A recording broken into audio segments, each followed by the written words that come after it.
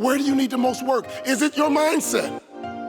The average human being has 70,000 thoughts today and 70% of negative. 70,000 thoughts today and 70% are negative. We're all in the battle. We're all in the war. So to control your mindset, you got to win your battle. You have to win your war. That's why the Bible says take every thought captive and bring it into the obedience of Christ. We all have crazy things that go through our head, but you have to make a decision on which ones you let run free and which ones you capture. When the first quarter ended, my high school principal called me on the phone. How's it going, son? It's going okay. Why don't you play, son? Politics, Daddy, it's political. And he asked me a question, B.I. He says, how does your coach get paid?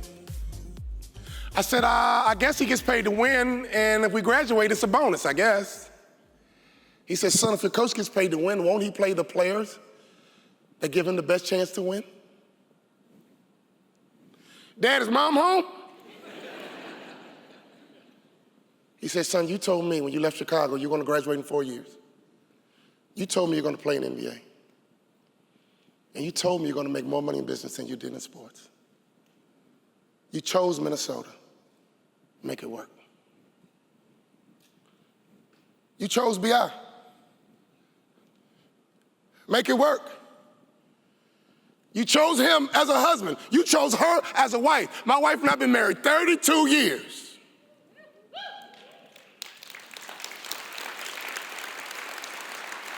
That was the weakest hand clap I have. I'm gonna say it again. Me and my wife been married together for 32 years.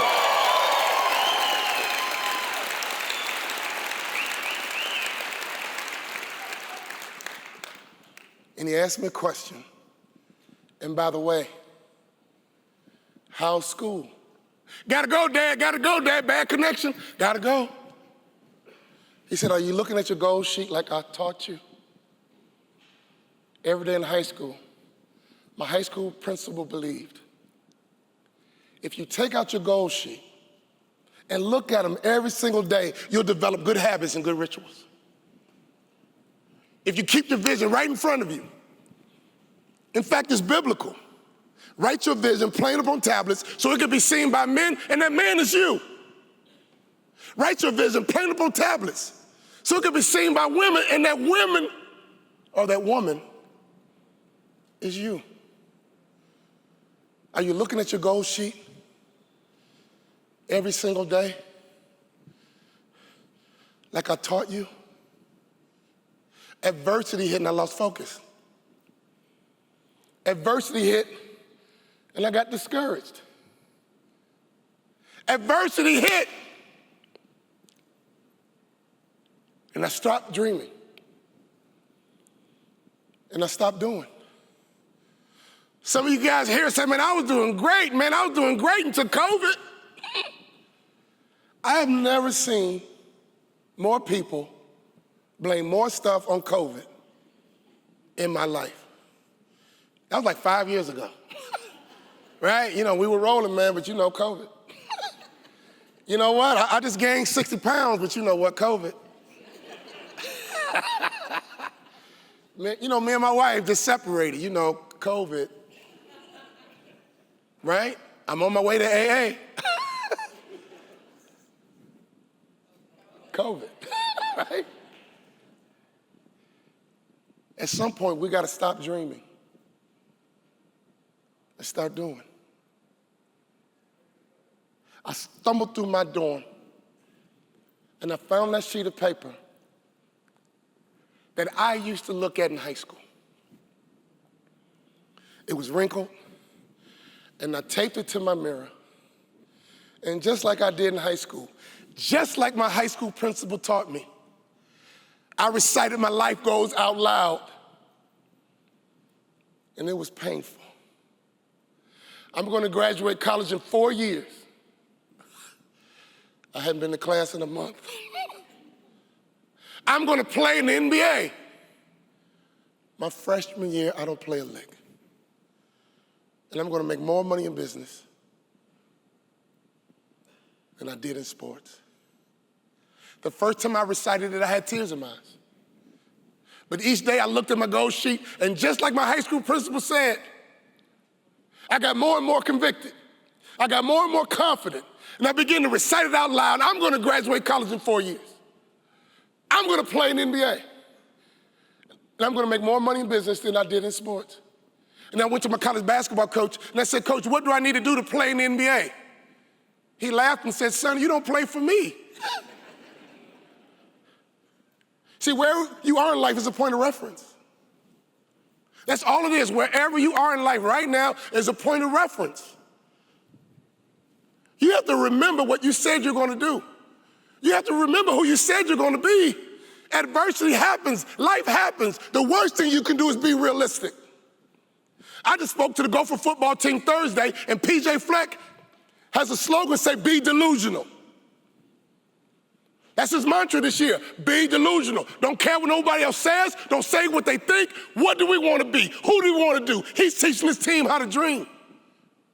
He's teaching his team how to do. The proudest that I have of football and PJ Fleck, he has not had a player arrested in 9 years. Let's give him a round of applause.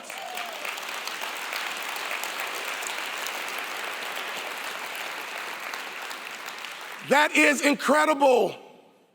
Some folks are like, just go win, man. Just go win. Come on, B.I. We got to win, but we got to win the right way. You agree? Raise your hand and say yes. I said, Coach, what do I need to do to play in the NBA? He said, son, you can't run, you can't jump, you can't dribble, you can't shoot, and you can't rebound, son. Coach, I know I got weaknesses, man. I know. But next year, I'll be your most improved player.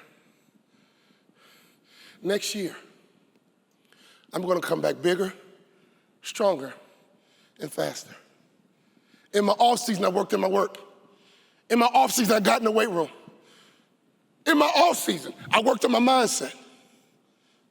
In my off season, I worked on my skill set. Can I ask you a real question, a rhetorical question? Where do you need the most work? Is it your mindset? The average human being has 70,000 thoughts a day and 70% of negative. 70,000 thoughts today and 70% are negative. We're all in the battle. We're all in the war. So to control your mindset, you got to win your battle. You have to win your war. That's why the Bible says take every thought captive and bring it into the obedience of Christ. We all have crazy things that go through our head, but you have to make a decision on which ones you let run free and which ones you capture. I used to believe my brother and sister were smarter than me until my high school principal convinced me. Can I ask you a question? Do you need help with your mindset? Or do you need help with your skill set?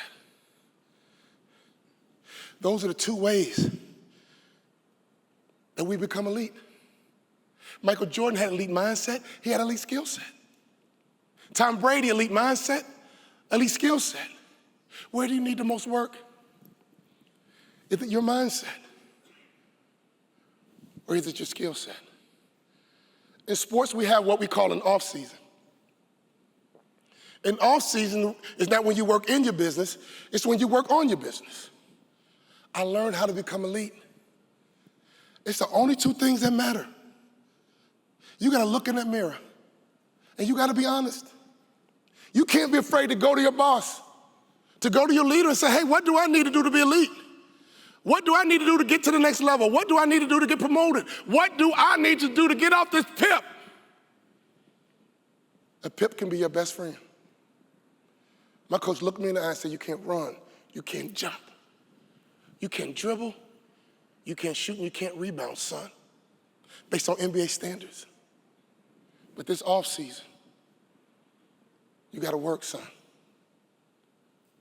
For 2 years in a row, he voted me most improved player. My sophomore year, we went to the Sweet 16. I was the top 6 man in the country. I never started for the Golden Gophers, but I always came off the bench, and I understood I could make this team win from any position. You can win from any position. A lot of people in sports say, man, I'm not in the starting lineup, so I can only do so much. Put me in the game, coach. I'm a catalyst. Put me in the game, coach. I'll make it happen. Put me in the game, coach. I'll bring some energy. Put me in the game, coach. We're going to win. Why? Because I'm on the team. Isn't it a beautiful mindset to have? Michael Jordan knew we're going to win. Why? Because I'm on the team. Tom Brady knew we're going to win. Why? Because I'm on the team. There's a time when Tiger Woods on that red shirt will be down 3 strokes on Sunday afternoon. We all knew he still was going to win. Am I right or wrong? Because we knew that Tiger Woods had an incredible mindset, an incredible skill set.